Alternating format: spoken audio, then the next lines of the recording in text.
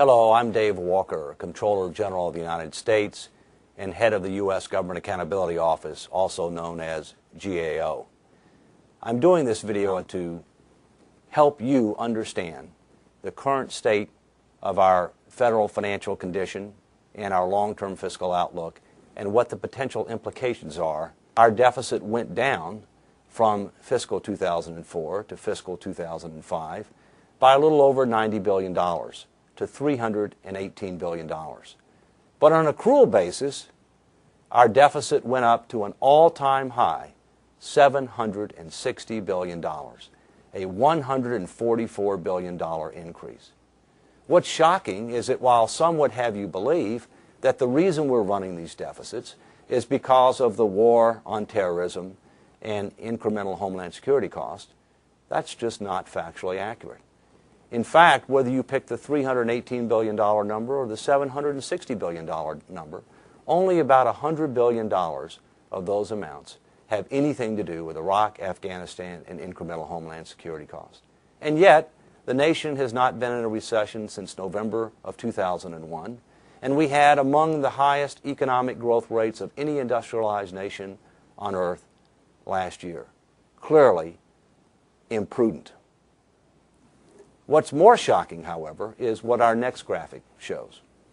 In the last 5 years alone, the total liabilities and unfunded commitments of the United States government have gone up from $20.4 trillion to $46.4 trillion. Now, I don't know about you, but I'm just getting used to billions, much less trillions. Keep in mind, a billion has 9 zeros to the right. A trillion has 12 zeros to the right. You really need to write it down to get a sense for how big these numbers are. Now, what do we mean by liabilities and unfunded commitments? Well, liabilities, you understand. It's the same thing for the private sector as the public sector. But we're adding also the amounts for the difference between what we've promised for Social Security and Medicare over the next 75 years and how much in dedicated revenues through payroll taxes and premiums for Medicare that we're likely to receive. So this represents the unfunded commitment, how much money we'd have to have today invested at Treasury rates to deliver on that promise. So from $20.4 trillion to $46.4 trillion in 5 years. Now, how can we translate that to numbers that you and I and others might be able to understand and appreciate better? Well, it's $156,000 for every man, woman, and child in the United States. We should be ashamed of that.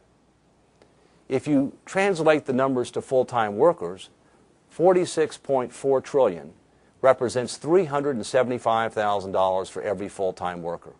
In America, the most common is a dual-income household for a variety of reasons. So that's like having a $750,000 mortgage and no house. And these numbers are going up every second of every minute of every day because we're still incurring deficits at or near record rates, using data from the Social Security and Medicare trustees' annual reports, using data from CBO with regard to economic assumptions and a variety of other things. And as you know, CBO is the Congressional Budget Office, one of our sister agencies. This is one of those simulations. If all tax cuts that were enacted in 2001 and 2003 are made permanent, and if discretionary spending, which is national defense, homeland security, judicial system, education, the environment, the nation's transportation infrastructure system, etc., if that grows by the rate of the economy over the next 10 years and over the long term, then it means that we face large and growing structural deficits such that by year 2040 we can do little more than pay interest on the massive and growing federal debt. That is obviously unacceptable.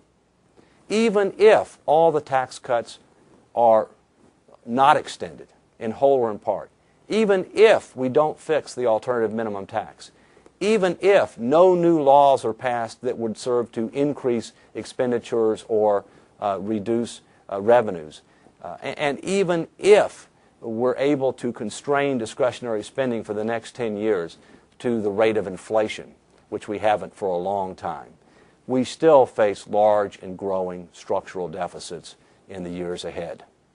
Bottom line, the status quo is unacceptable and unsustainable.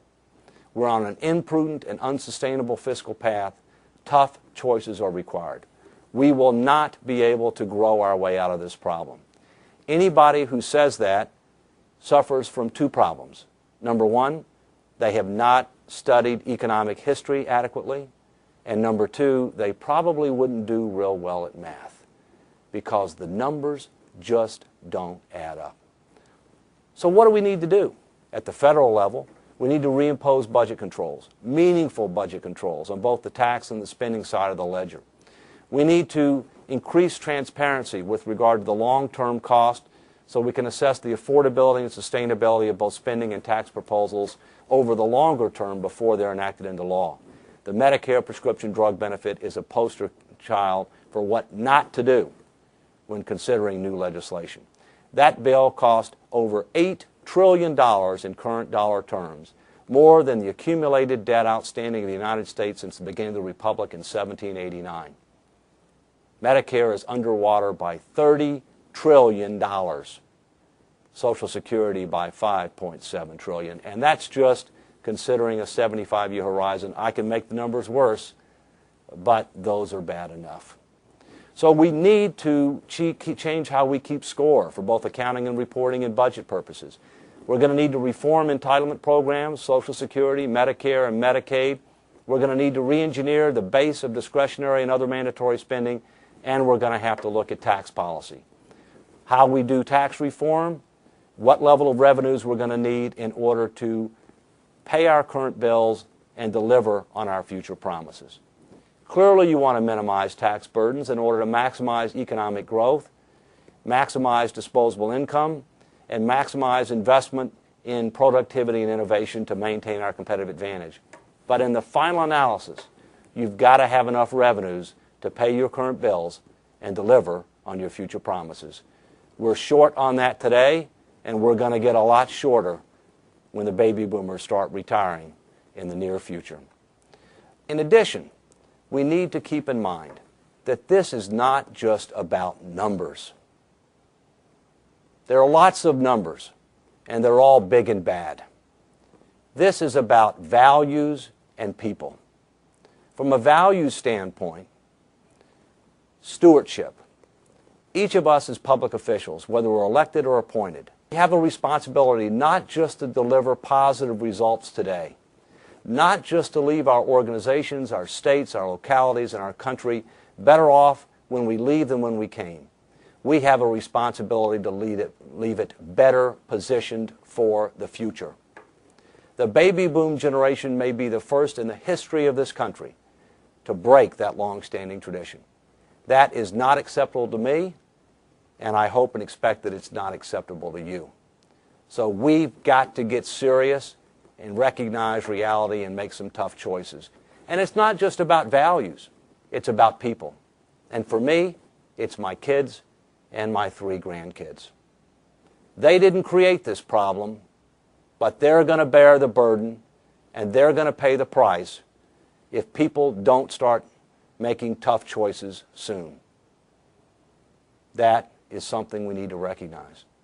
Thank you for your attention. Take care.